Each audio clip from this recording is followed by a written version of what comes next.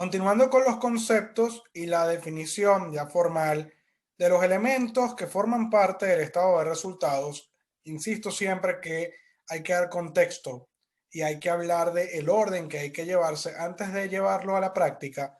Ahora vamos a hablar de lo que son los gastos y de manera adrede no me detuve en la definición cuando hablábamos de costos, porque la definición formal, según lo que les comentaba, y según la normativa contable es que sea costo o gasto, se va a definir globalmente como gasto. ¿Y qué implica esto?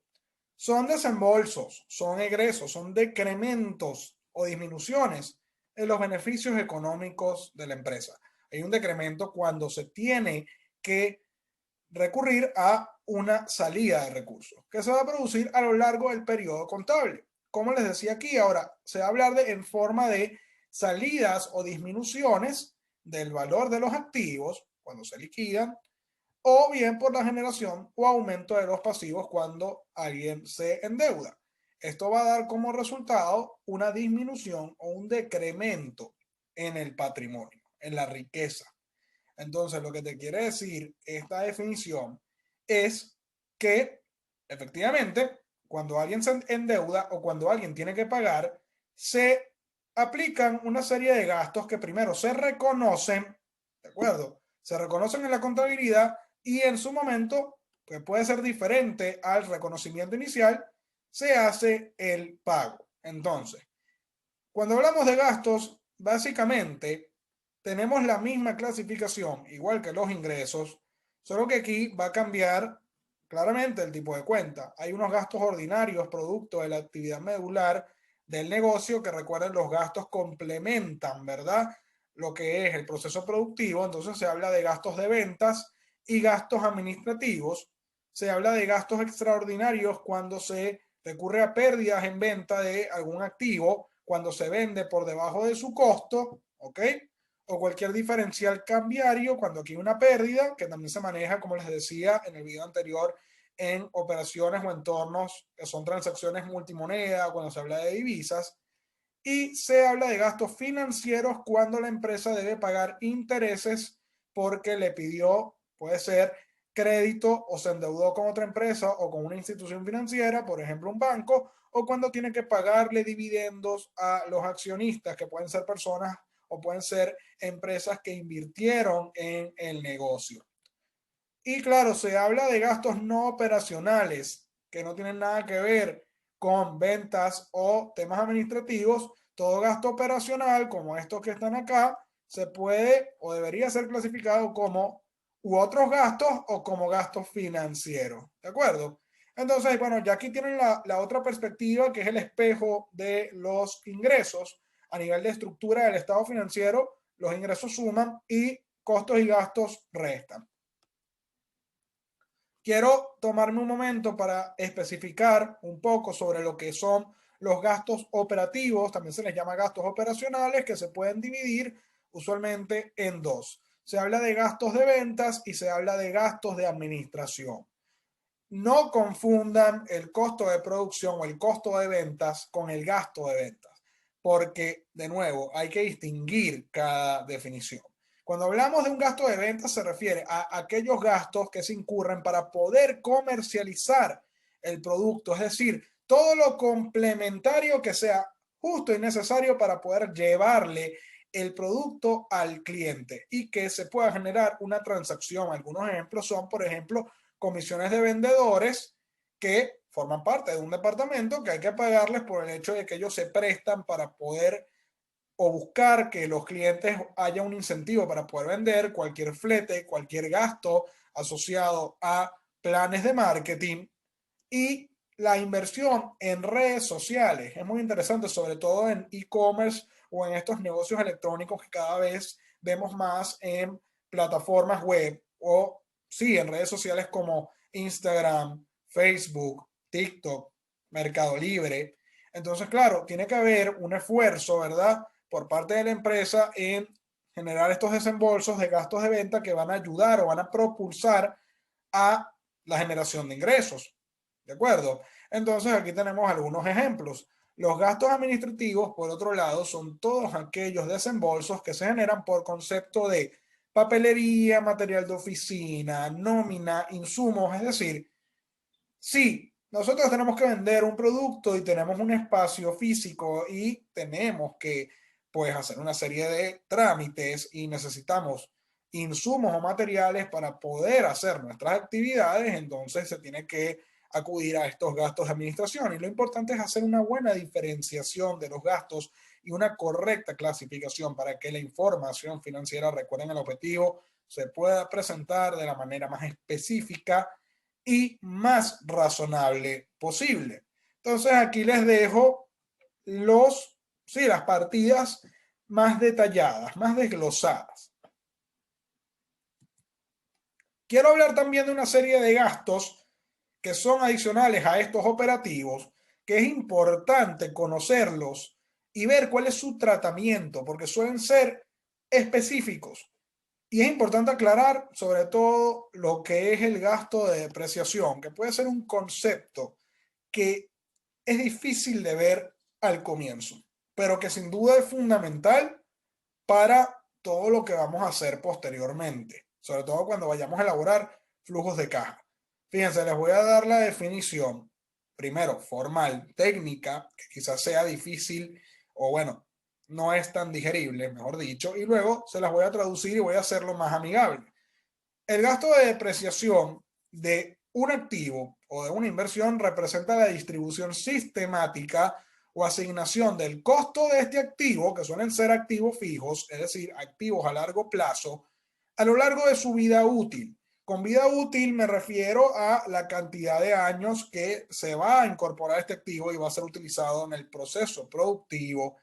Y claro, como estos activos se registran a su costo histórico, es decir, al valor al que fueron adquiridos en el momento, entonces se puede distribuir su uso a lo largo de su vida útil hasta que la gerencia diga, mira, ya no lo necesitamos, vamos a desincorporarlo. Esta vida útil va a depender, insisto, de las decisiones gerenciales. Y claro, en español, ¿a qué me refiero? Esto es un proceso, ¿verdad?, que se lleva en la contabilidad mediante el cual un activo fijo se va a convertir en gasto a medida que se vaya utilizando, se vaya consumiendo o se vaya desgastando a lo largo de su periodo de uso.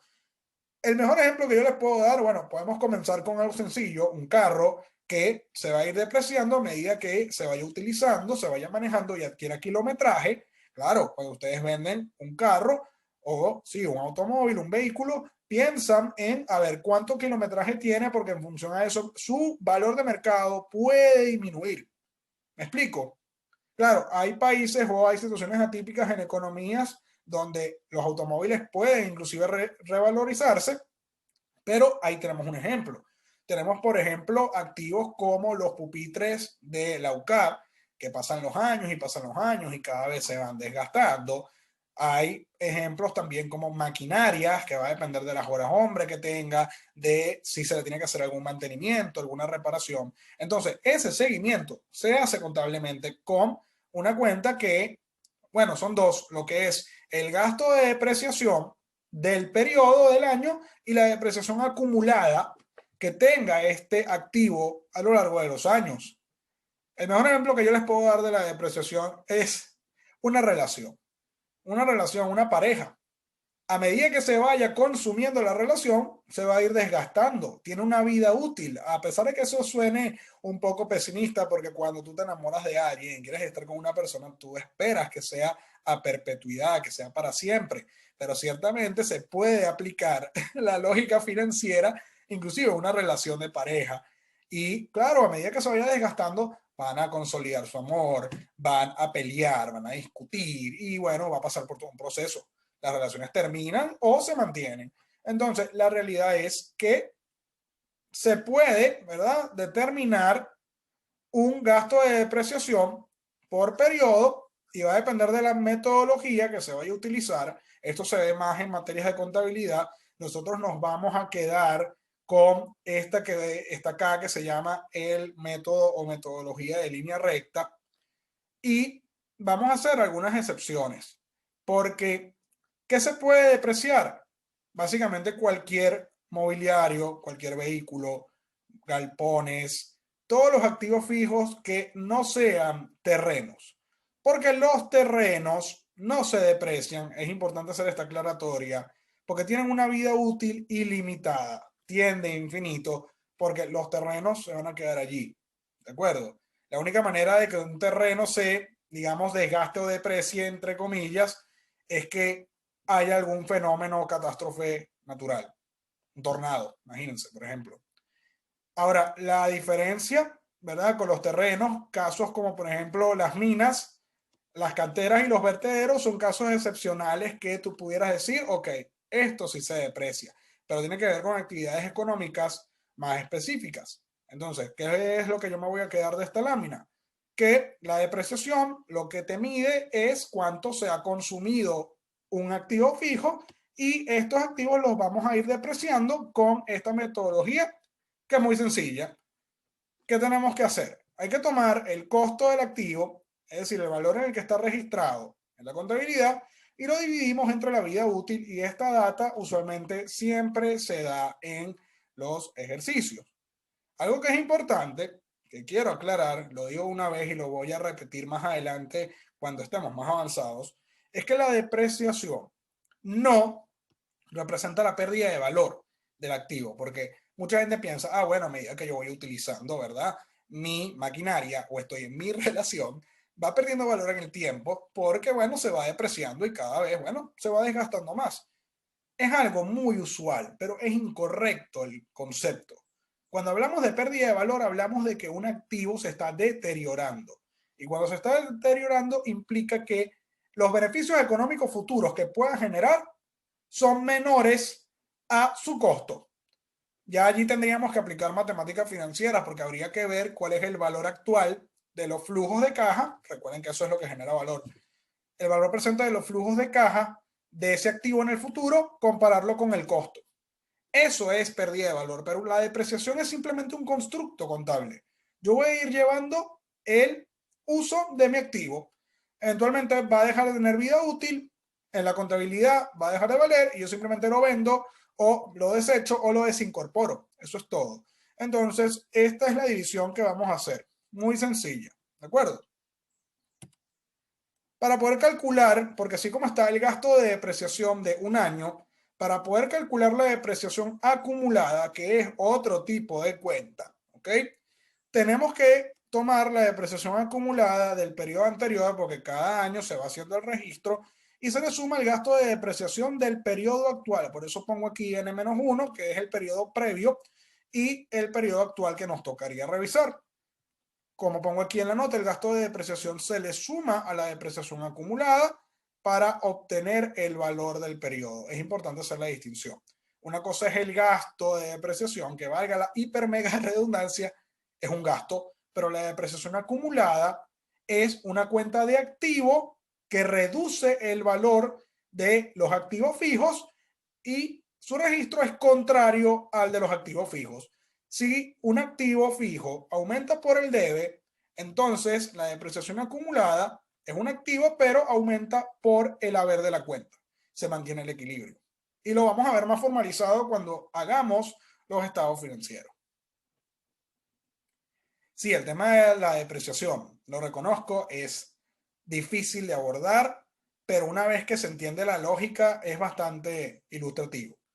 Otro gasto importante que es fundamental porque tiene que ver ya con las leyes es el gasto de impuestos sobre la renta. Hay diferentes tributos, como por ejemplo el IVA, y tenemos este ISLR que se paga como una contribución que hacen tanto las empresas como las personas naturales al Estado por percibir ingresos en sus actividades comerciales, por generar, como dice la ley, rentas. Y estas rentas son gravables. Entonces el Estado, para poder financiar el gasto público y para poder obtener ingresos, utiliza este mecanismo. Y este pago está regido por la ley y una serie de reglamentos normativos y es de carácter obligatorio.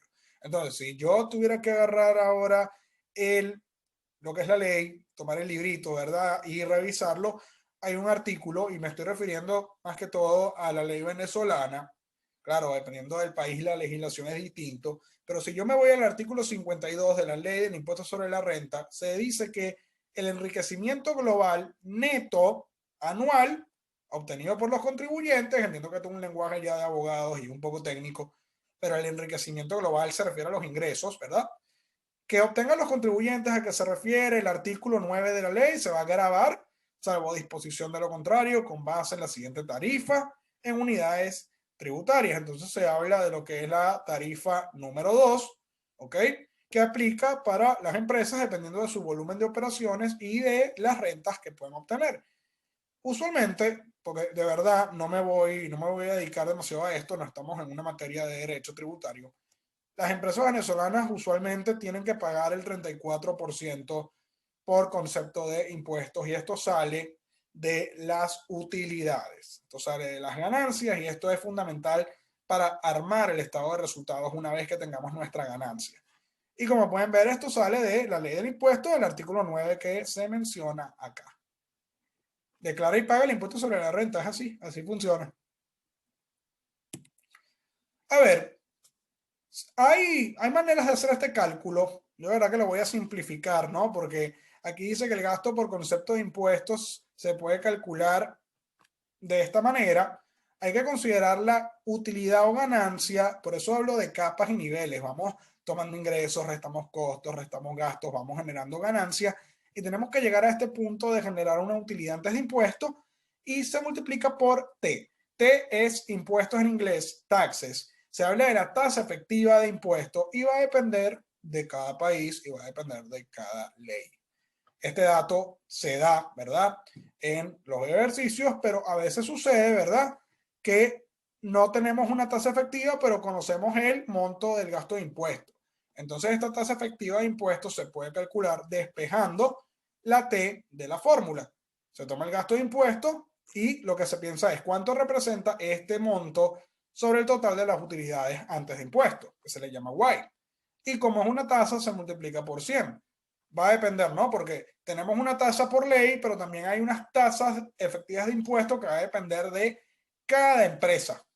Como información interna va a depender, ¿no? Y se pueden calcular tasas promedio de impuestos, pero nos vamos a quedar con un dato que va a estar dado en los ejercicios, ¿ok?